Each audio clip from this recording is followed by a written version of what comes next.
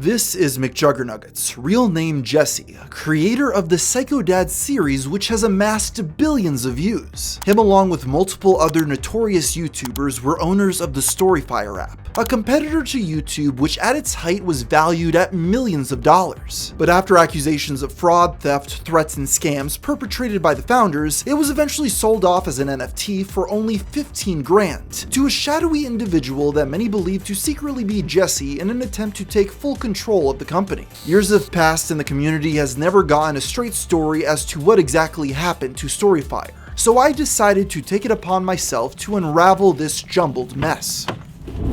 So today we're going to meet Jesse. I've always been fascinated by the StoryFire app because everyone behind it were known to be people that made up stories to get attention on the internet. You just never quite knew what the truth was with the app. It was basically a business in real life mixed with some ARG experience. And because of that, no one ever really seemed to come to the truth of the situation. What's up? Tucked away. Yeah. Don't get too many, fans back here, which is nice. Theatre. Nice. Yeah, this was the first thing we built, so I was like, yeah, I gotta have it. And then I put all the series posters, all the different things. Got the StoryFire one right there. There's the StoryFire one. Yep. It's gathering dust. Still burning.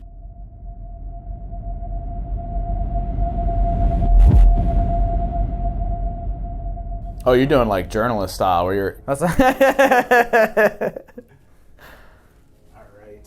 Yeah, I started YouTube in 2006. I had 200 subscribers for the first 8 years of my YouTube career, and then it wasn't until I found Waffle Pwn and the freak out videos. I was like, this has 100 million views. Clearly acted. Maybe my dad could just be an asshole. We based it off reality where my dad did not like us playing video games on his TV. You are bullshit. What? Bullshit. It's always bullshit. You always never listen. Are you crazy? Over the course of a year, I got 1 million views, and then next thing you know, the Psycho series was born, and that's how my channel really blew up, got 1 billion views. We all kind of were in this small micro niche of fake freakouts. I want a Mountain Dew! I want my goddamn Mountain Dew! I got started doing videos with my father, the angry grandpa. I guess you could say we were white trash embodied on video. Oh my god. Oh my god. I'd say 99% of everything was dramatized. However, that 1% that's left is things that growing up my dad would yell at me or never break my stuff, but just had a crazy temper. Watching any show or movie, when you buy into something and think that it's real, it's you're fully immersed. I had a little sister that passed away, and anytime I think about her, I get choked up. Mm-hmm. That is complete fantasy. But I lose myself in it. So during Psycho series, I met a few creators during that time and I was still in character. Got approached by CBS for The Amazing Race, and we got, all these other show offers, and producers would call me and be like, are they real? I'm like, yeah.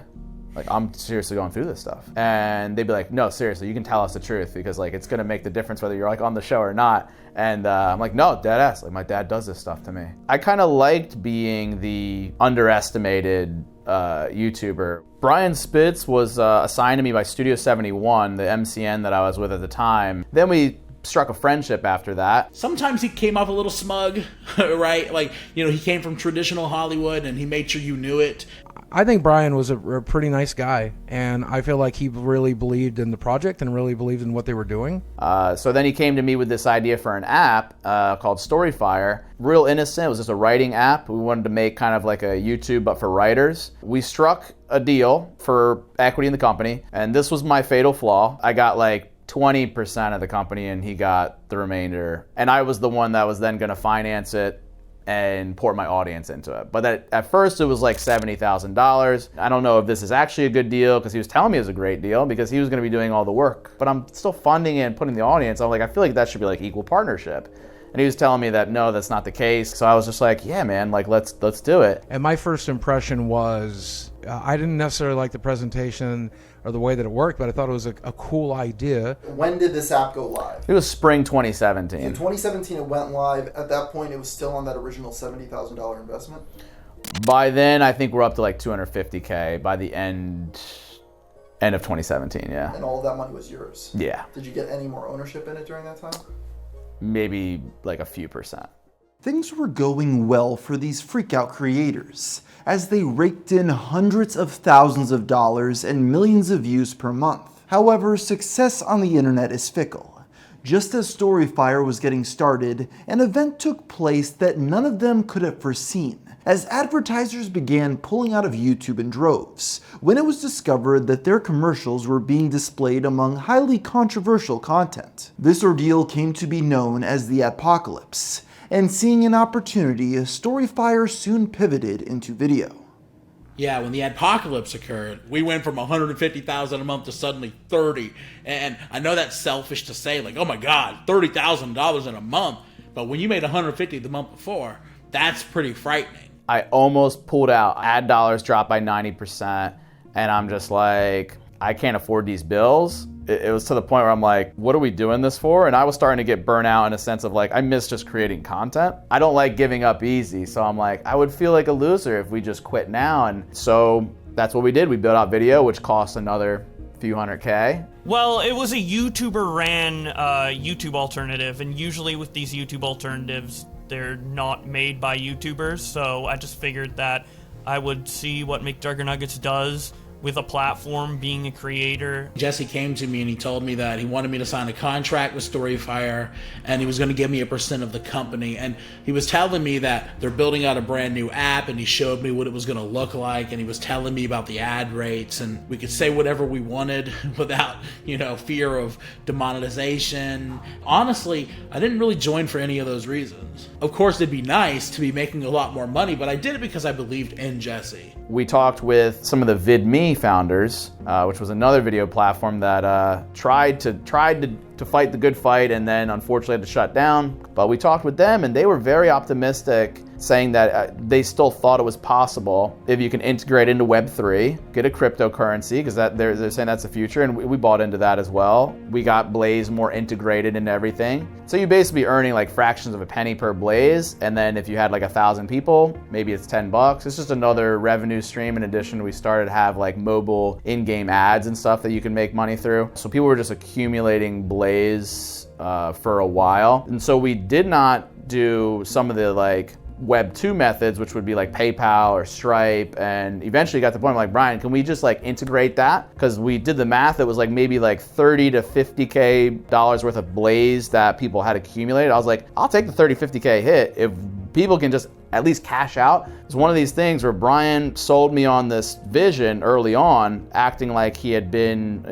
a tech guru before this, but really he was learning on the job. I'm so focused on the content and the marketing and getting creators that I just basically trusted the wrong guy. By the end of 2018, I think I was probably in for around maybe like 1.2. There's times where I'm like, is that how much it costs? Was my money going into StoryFire, and then a lot of it would go to the developers. But Brian was friends with the owner of the company who ran the developers. And I don't know, maybe it's borderline conspiracy, but I do sometimes wonder, were they just in it together and funneling the money? And yeah, by the end of 2019, I'm in for, I think, over 2 mil at that point. I remember there was the one, it was like spring of 2019. I was like, yeah, all right, we'll get some creators on board and, we can start to like market it. And maybe we can finally get this thing off my back. And that's when we got Kid Behind a Camera, we got Boogie2988, and then they signed, and then I was like, Brian's like, yo, we're running out of funds.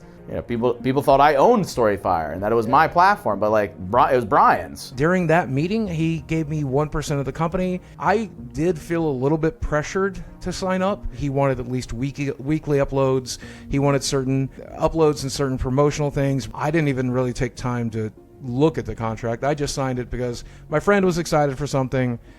He wanted me to be part of it. So coming up with a daily video plus an extra video a week gets mentally taxing. I was doing this for Jesse. I didn't want to be an employee for StoryFire. There'd be weeks where they would miss, and then it'd just be like one of those things where it's like the friends in the business, and then it's like, I'm not trying to be a dick or be like that guy. I hate to feel like they like work under me or whatever. But it's just like, people think you're done with the platform. I'm like, to justify the stake. And I think that kind of rubbed them the wrong way. They're just like, dude. So it started to get very convoluted. And I remember towards the end of 2019, I did a video sitting right here. It was like on January 1st, 2020, I'm quitting YouTube. I just no longer wish to be used by YouTube or to feel like a cog in the wheel, similar to how I felt at previous jobs or in college, where it's just so systematic and so corporate that I feel like the heart has been gone. Because of StoryFire and all this stuff, I did feel like they were starting to really target me. Suddenly I got banned from partner support. Then I started getting calls from Google. They would not give me their real name, and they're just like asking questions, kind of like investigating me.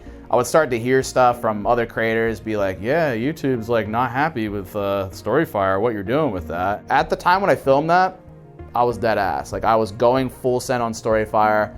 2020 was that final mill or so, which brought the grand total to around over 3. That's right around when Keemstar came on board. What is up, Trouble Alert Nation? I'm your host, Killer Keemstar. Let's get right into the news! We thought, yo, if we're really pushing this thing, we need full marketing power. And so I was like, let's get him. Keem reached out to every single YouTuber that he knew personally that was in his Rolodex. And he called him and he said, hey, make an account on StoryFire. I think Keemstar is an extremely powerful person, and I think getting him involved in anything can be a very polarizing thing. If you're in Keemstar's good column, he'll bend over backwards for you. When I was in his bad column, though, I've seen him attempt to destroy me, my career, my mental health. So Keemstar is not a person you want to piss off. Boogie2988, the biggest man on YouTube, not in sub-wise, but, you know, large gentleman. I reached out to Keemstar for comment for this documentary, but he declined, with his reasons cited as being because I was, quote, mentally retarded.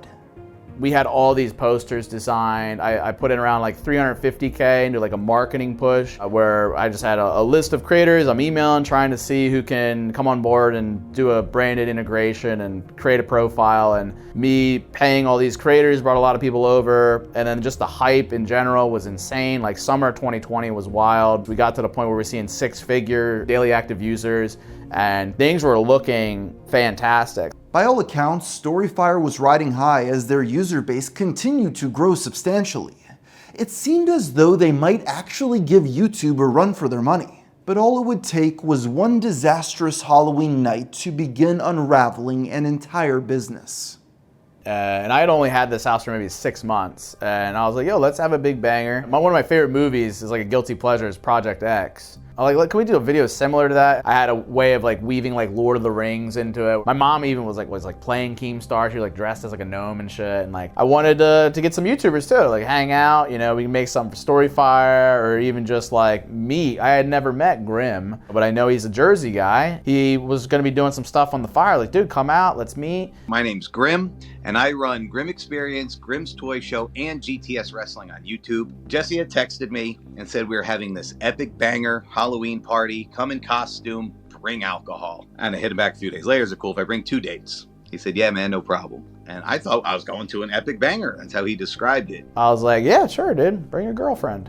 Wasn't his girlfriend. It's like a couple prostitutes. The truth is, my relationship with them was the one girl I was actually dating. And then the other girl was my girlfriend's girlfriend. It was kind of like a throuple type situation. Earlier that night, I had met Grim for the first time, and on each arm was a stripper. They were just normal girls at a Halloween party that were dressed like strippers or prostitutes because we thought that was the theme. And then Boogie had flown up. I think Boogie at the time had, like, he got here and I could tell, like, he was like, his eyes were bloodshot to shit. He was like tired as hell. The night before the Halloween party, I was going to be at the YouTube Gaming Summit in California. So I had to fly red eye from California to Fayetteville. I got to sleep in my own bed for 2 hours.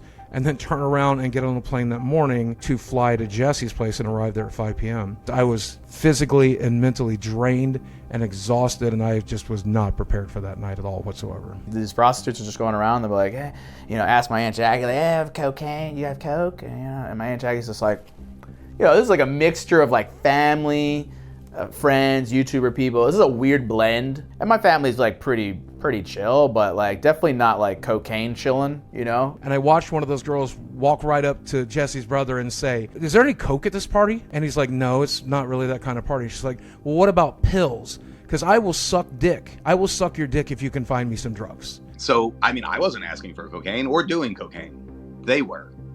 And yeah, they were, because, I don't know. Okay, sorry, that's bad. You can still see a little bit of remnants.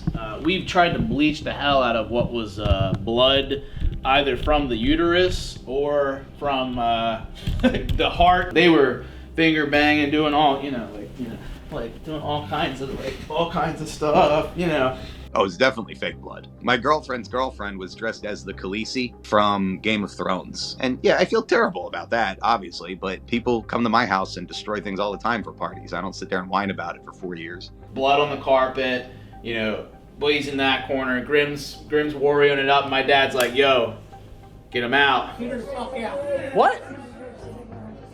Get her out. Grim's watched our stuff and it's like, oh, Psycho Dad, and the camera's around, oh, Psycho Dad's acting right now. He's acting like Psycho Dad. But it's like, no, he's being genuine. He wanted to get those prostitutes out of the house. Like, why would you instantly come in and start yelling at people? Like, I'm not a child. I'm a 40-year-old man. I was blasted drunk, and I thought it was a bit. I thought I was on a Psycho Dad episode. We're just trying to have a little fun. She's a little drunk. She had a couple drunks. Get her out of the house now. Take her friends. You get the fuck out of the house. It's not your house. It's Jesse's. And I felt bad for Boogie because he didn't do anything wrong at all, other than I passed him my phone and said, yo, keep recording. Eventually, Jesse's brother comes up to me, and he says, Boogie, this isn't a sketch. Put the camera down. Jesse's brother comes over. This is for real. We don't like this situation. You guys got to leave. And like, I was accepting of that they were speaking to me like men. But I was really mad at the father, and I was like, I'm not going to stand here and take this. I really wanted to hit him. Fuck you! Get your stomach the fuck out of here. Psycho Dad! Hey, fat motherfucker, get out of the house. Psycho Dad, all right, we're leaving. We're going bye-bye. I'm sitting in the hospital, the birth of my first child, and I'm holding her at 2 o'clock in the morning, and my phone rings, and it's Boogie, and it's Grim's Toy Show. And they start to tell me that Psycho Dad freaked out on everybody at a party, and he had a weapon, and things were going crazy, and there was blood apparently, and I thought it was like, I was like, did he kill somebody? And I got a text message from Jesse straight up threatening me with like legal.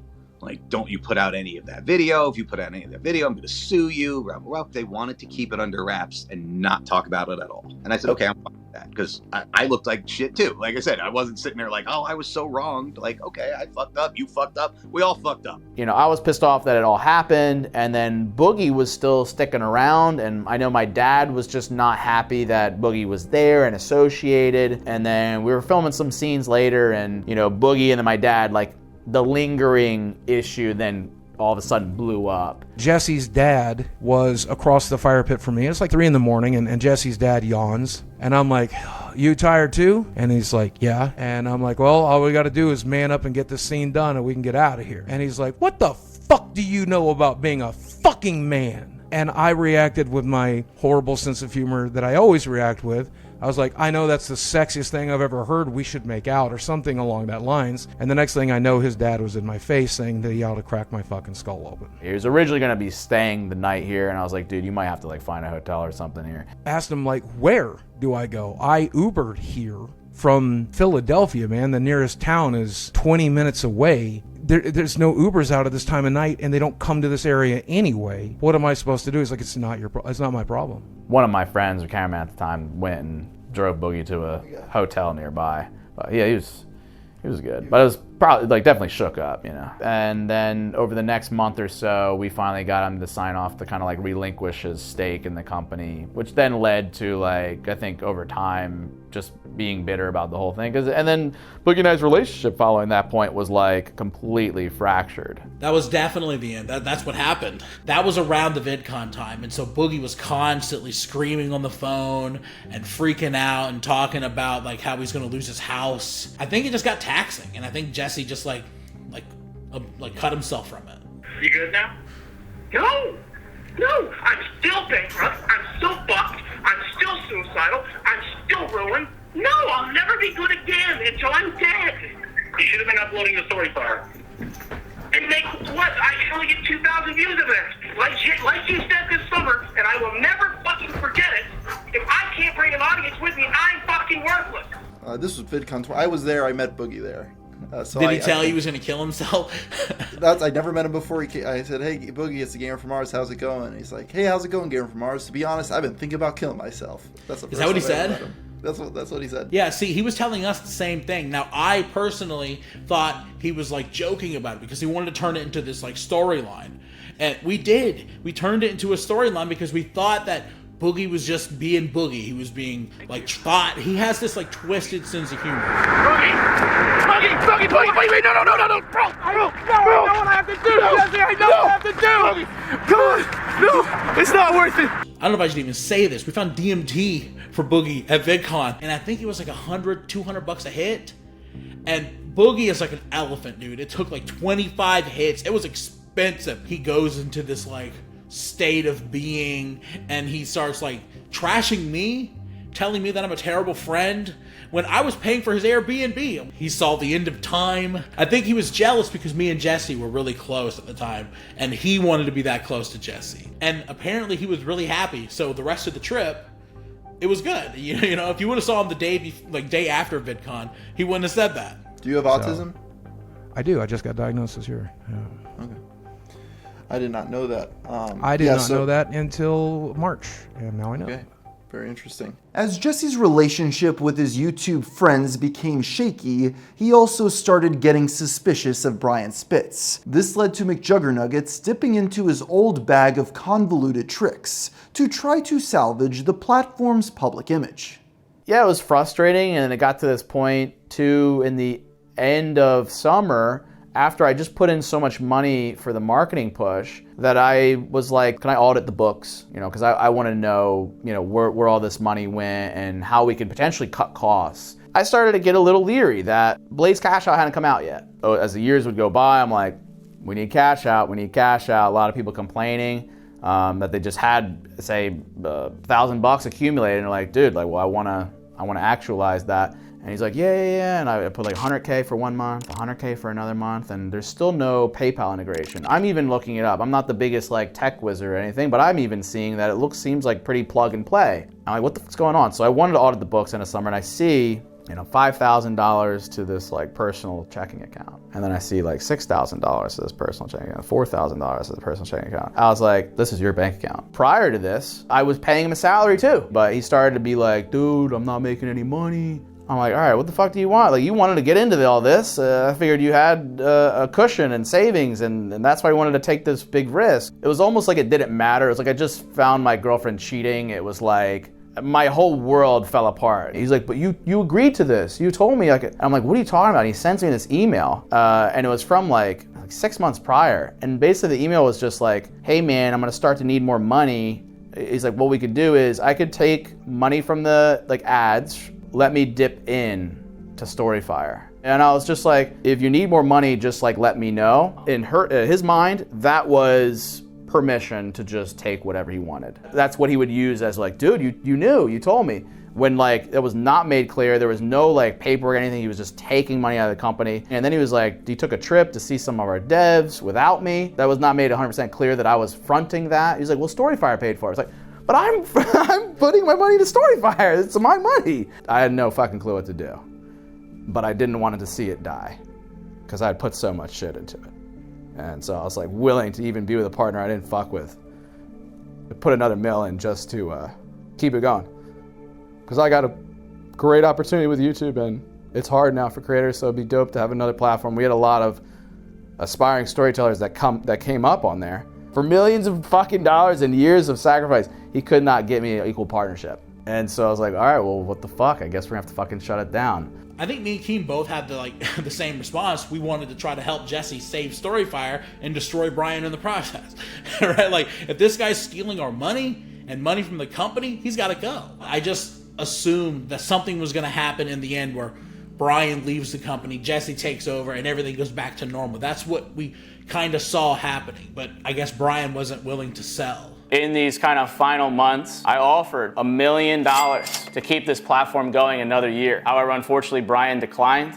Brian being one of the other founders, founding partner of StoryFire, and unfortunately, there's not much I can do. He has the controlling majority of StoryFire, and if we can't come to an agreement on me putting more into the platform and keeping it going, then this is as far as we can go. So then it was the night before shutdown. It was like 3 a.m. I'm like, I can't fucking sleep. I'm seeing everyone say goodbye on the social feed, like, oh, it was fun. Really heartfelt shit. And I'm like, this just feels so wrong. I sent Brian like a 7-minute audio message of like, is there anything we could do? Wake up the next day and he was like, well, maybe we can talk. And I get him to agree to basically to put like $100K in to carry us for a few more months, and we'll do one last ditch effort to see if we can get some kind of investment money. We hop on the phone a couple times and it's edgy as fuck. It is tense. It is like, we don't fuck with each other at all. I also have to tell everyone that the platform's alive. And then that's where we get the moment of like the boy who cried wolf, where it's like, guys, it's saved from this anonymous person. But I was then dipped back into story mode, mainly as a tool just to hide the fact that Brian was a piece of shit. Anyways, he's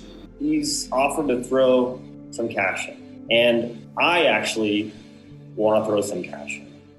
And I want to make you an equal partner if you take the video down and you publicly apologize. When that's all happening, I'm sure all the commentary people were like, Keem, what the fuck? And then Keem comes to me like, what the fuck? And it's like, yeah, you're right. And then I'm like, Brian, what the And Brian's like, so yeah, he was pissed off. Yeah, I mean, lots of words fly, especially on a call like that. Fraud, one of my favorites was, you're living in clown world. We live in clown world, Keem. I got your clown makeup. We live in fucking clown world. We're goddamn dancing apes on the fucking YouTube, bro. I did do a follow-up sit-down video where I'm like, this is more of what happened. By that point, though, it was like a little too late. I don't want you to always just think of like either it's fake or real. Usually the truth is somewhere in the messy middle. No, absolutely not. Maybe for a fun narrative series, the truth is based on a true story, right? Not for a business. With Jesse turning to fake storylines to cover up the inner turmoil between him and Brian, it seemed that the greater online community had turned on StoryFire. With that being said, he did have one more trick up his sleeve to potentially save the site and recoup at least some of his investment. Is there some way I can get my money back? Probably not. Are we gonna get an investor? Do I want an investor to keep it going? No, I don't trust them. And so I was like, but I don't want to see all this work die. So we saw NFTs popping at the time in the crypto space. We still never got to see Blaze become the crypto vision that we had for it. And we were seeing other products pop off and stuff. So like, let's try and get a sale here. Would you buy YouTube for $1? Here's your chance. The entire source code of the video platform StoryFire is being sold as an NFT. Started the bid on the OpenSea auction, and Jesus, take the wheel. We just saved this app with millions of dollars, and now you're selling it as a token? What are you doing? We had no idea that this was happening. I was embarrassed. It's like I'm attached to this thing, and it's going for like $5,000 right now. You know what I mean? That's like what Boogie makes on YouTube. I genuinely don't know what to believe, and I think that's true for everybody. I think only Jesse knows the truth of how that played down, but I don't think that's right. I think that if I still owned a percentage of the company, I had every right to know the reality and the truth, and I think Jesse was keeping a certain level of obfuscation there, not for any nefarious reason, but I think if nothing else, just to tell an interesting story. Nobody thought it was real. Like, they're not auctioning a platform. It had never been done before. Plus, also, it's fucking McJuggernuts. I'm holding out for the last. I'm like, they're gonna come in at the last day. It's gonna be a bidding war. Maybe 100K or something. No. They it was 2 bidders, $8,000, $9,000, $10,000, and the stream I think is still public on my channel. And then meanwhile, I'm checking these guys' blockchain wallets. They got millions of dollars. I'm like, oh man, this is it. I can't believe this is happening. And then it'd be like 10, 9, 8. It'd get down to 1. They'd bid again. I'm like, let's go. And then 14K. Oh, it's coming down to 5, 4, 3, 2, 1, 0. It's done. DeckShare has won it for, what was it, 7.9 Ethereum, right around 8 Ethereum. It's around $15,000-$16,000. We have no idea who DeckShare is. He now has the entire source code. Lord knows what he does with it. There was a part of me that was like, cool, because now Brian's gonna get absolutely nothing. We're gonna share like 7K, and I'm like, maybe that's karma. But then we had no idea who we just sold it to. It really soured me and made me not want to upload to the website. I actually don't even know if you can cash out now, but by the time that would have been implemented, people kind of abandoned StoryFire due to all the shenanigans going on with selling it as an NFT and everything like that. But then I get an email the next day that says, hello, I am DeckShare. We then started the legal transfer of all the things, all the services we use on StoryFire. And that process took way longer than it had to be. Brian, every step of the way, was like holding on to this thing and was like refusing to let it go. DeckShare finally got it towards the end of 2021. By that time, the platform had just kept fading out into the sunset. Then DeckShare says, hey, I need somebody to run it. I still wanted to get something out of it. I still believed in it, especially once that Brian was out. So I was like, let's do it. And he's like, I'll give you half the company. Oh, the light shined from the skies and the heavens. I was like, I can't believe this has a happy ending. I knew it. I just had to keep pushing. I had to believe in this. We signed an agreement end of 2021, and then I was the CEO and I announced that. And I'm sure, I think everyone at that point was like, he's DeckShare. He's this guy. This was all still part of the story, you know, because I started to then work DeckShare into this Illuminati arc on my channel just because I thought it was interesting. DeckShare, the official new owner of StoryFire. That's the problem, isn't it? Right? Like, StoryFire has a big surprise investor that saves the company. Then now, I was convinced that it was a storyline that Jesse just wasn't telling us, because that's what he does.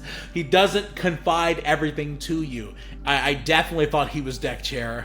I want to play with this so much. I'm not DeckShare, genuinely. So I was CEO for literally all of like 3 months. He was funding it. We hired a new team. The bull market was fading, and so DeckShare was like really pushing. Like, we have to come out with Blaze before the bull market's over so we can get that hype and, you know, we can get more money and more eyes on the platform. It was a bit too rushed, to the point where I'm like, you don't want to build this properly. You want it just to make more money. And that really started to sketch me out. And then all of a sudden I started to see like random bots show up on StoryFire. And I'm like, what the fuck is this? And then I would start to see on Twitter like #Blaze of like random foreign names and stuff. And I'm like, dude, there's bots on Twitter now? Like, what are you guys doing? I told Deck, I'm quitting. I'm out of here. I don't give a fuck about the equity anymore, because it's been every step of the way, there's people just using me. And I'm like, we're done. I walked off, and everyone was like, the fuck was the point in that? He was CEO for 3 months, and now like DeckShare runs it. And that was beginning of 2022 I left. At this time, Jesse's reputation was pretty much ruined amongst his friends, as many believed he was still the owner of StoryFire under the alias DeckShare while also being involved in cryptocurrencies. However, nobody was ready to come forward publicly to speak about it just yet. But all it would take is one former employee to blow up the building powder keg of resentment many people had towards McJuggernuggets. Because I had made so much money off crypto and my investments and stuff, people started making like little group chats and adding me into it. And they're like, what do we do here? What do we do? And I'll be like, well, this is what I'm doing. And Jesse had the idea of trying to get in on the ground floor when it came to smaller coins. And I pulled my money out of Ethereum and started putting in these smaller coins. During that period of time, if I had only held Ethereum, even with the crypto crash being what it is now, I would have no financial problems whatsoever. I took some financial advice from a friend, and I'm not pointing fingers necessarily. I took the advice, but I put my money in the crypto market in the wrong section, and I pretty much lost most of everything. When people make money off your advice, it's their idea. But if they lose money, it's all my fault. No, I gave you advice that made you a millionaire and 10x your money. Can you give me that credit? And it's just on you that you didn't pull out. Boogie and Mike, yeah, you know, I really felt a connection, relationship with those guys. You know, it so to me it sucks that that's how it all went down, you know. but as long as you like search Swift, you should end up finding me anyway. And well, welcome Emily to the Rittenhouse. Appreciate that. As I had a friend, Cameraman Swift, live in my house for many years, worked for me, and then all of a sudden came out as trans, and you know, I made a Jeffrey Dahmer joke based off like Jeffrey Saxton, was just the dead name, and I did start watching the Jeff Dern. How do you say it, Jeff? What it ended up being was it just got weaponized against me just because they were bitter that they weren't in this house anymore, it didn't work for me, and just tried to take me down a peg. Emily talked to me saying, you know, look, trans people get blamed for all kinds of messed up stuff and this type of deviancy. I think he was playing off of that. I hate that that's happening to you, Emily. I love you. I'm so sorry. She's like, I want to speak out about this. Will you help me do it? Emily reaches out to me to want to like bury the hatchet with me, and that included me when Emily decided to come after Jesse. That made me part of the situation, and I really wish it would have happened without me. On top of that, I was still a little bit angry, and I was still a little bit bitter. I was angry about getting kicked out that night. I was angry about losing my percentage in StoryFire and getting nothing in return. I was angry about the fact that Jesse had encouraged me to invest in coins that I should not have probably invested in. And so I let my personal feelings sway that decision.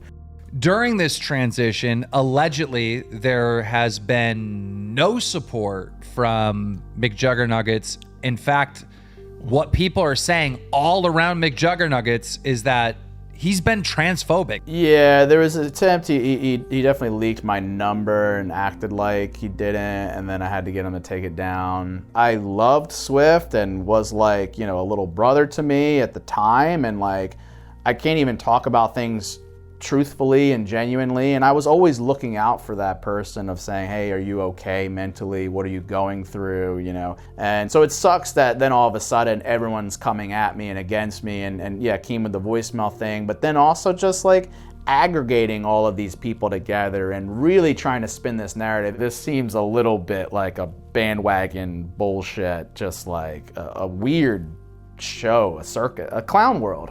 Yeah, all the shit that I was there with you for. Who trying to make me fucking detransition, dude?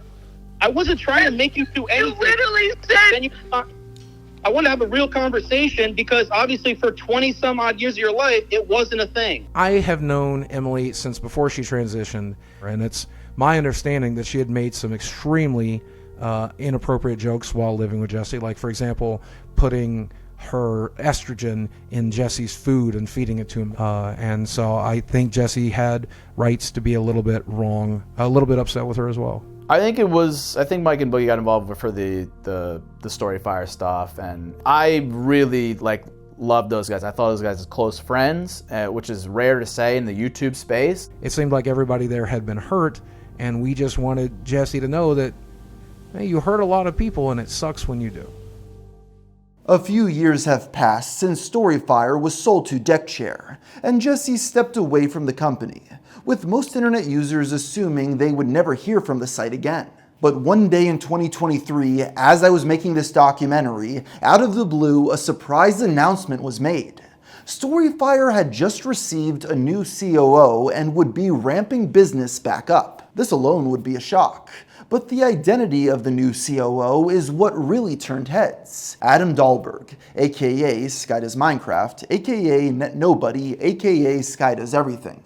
A longtime online creator best known to modern day audiences for his old school Minecraft Let's Plays, as well as a plethora of allegations against him.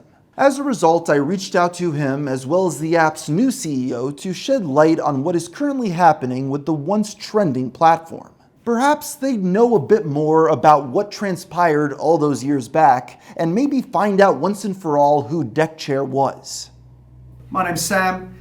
I'm currently the CEO of StoryFire, and so I just act as a liaison at the moment between all the aspects of StoryFire and end up making quite a few decisions. So basically there was a content creator who wanted to make a documentary on me through StoryFire. I told him it was a great idea. He said, well, why don't I also introduce you to Sam? And long story short, I just kind of told him a couple ideas of things that, as a creator, I would want to see on the platform. One thing led to another, and I wound up getting the position as COO. Can you tell me a little bit about when you first met Deckchair? We connected up properly, let's say about 3 years ago. I wanted to be involved in something that perhaps had a bit more of a future. A little bit later on, he said, look, I've got this project going on, StoryFire, and I need someone to take over this aspect of it. I've never met Jesse.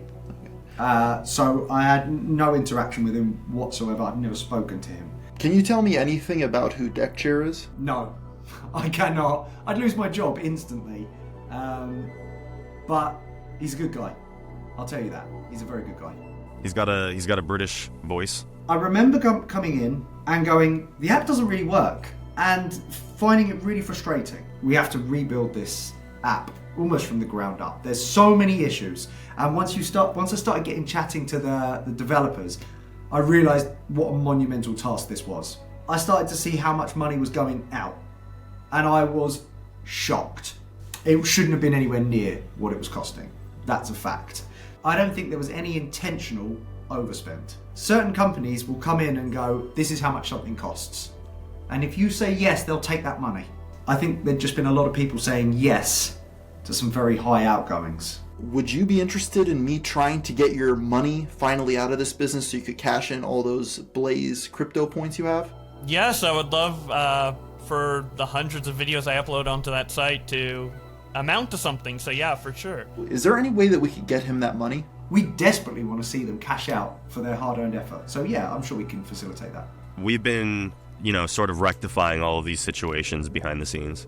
Keen is hyper skeptical. He was expressing how he felt very let down that, he put all this time and effort into this project, and then it just felt like it disappeared overnight. Everyone's welcome on the platform, including Jesse, if he ever wants to come back and have his redemption arc once everything's nice and squeaky clean and moving like a train. First off, a thank you for giving me a chance, and I mean that. So it's nice to talk years later candidly about it all, and I can be genuine. I hope they know that I valued everybody's support for StoryFire, because it was a ambitious, risky thing, and I miss being friends with a lot of these guys. I think Jesse believes that he is pretty capable, pretty intelligent, pretty strong. People in his lives can either believe and agree in that vision or not be in his life. And so you're not as much of a friend as you are a part of that story. And when you're not a part of that story anymore, he's quick to write you out. And most people that I know get hurt by that choice. They end up feeling angry and vindictive about it. And I'm not sure that they're wrong, but even I got written out of the story. And that sucks. I don't know if he's like, I would call Jesse a manipulator. I would say that sometimes, he puts his own self-interest first. I never wanted the money. I just told him to put the money back into the business. I believed in him, and I wanted to do it for him out of friendship. We let everyone down. I just want to thank everybody that gave me a shot, and I chalk it up to this was a season of my life. I think he's a young guy who's gotten a lot of power very quickly, and he's not always known exactly how to manage that. I think the internet, in some regards, is right to be like, you fucked up, for trusting the wrong person or dumping so much money in. It sucks when you eventually lose that belief in yourself, and that's a scary time for any human to have to deal with. I finally got to a point where I think I can try again. And I hope I can restore people's faith in me and what I can do, and I want to do that mostly too for myself. Okay, that's enough of that.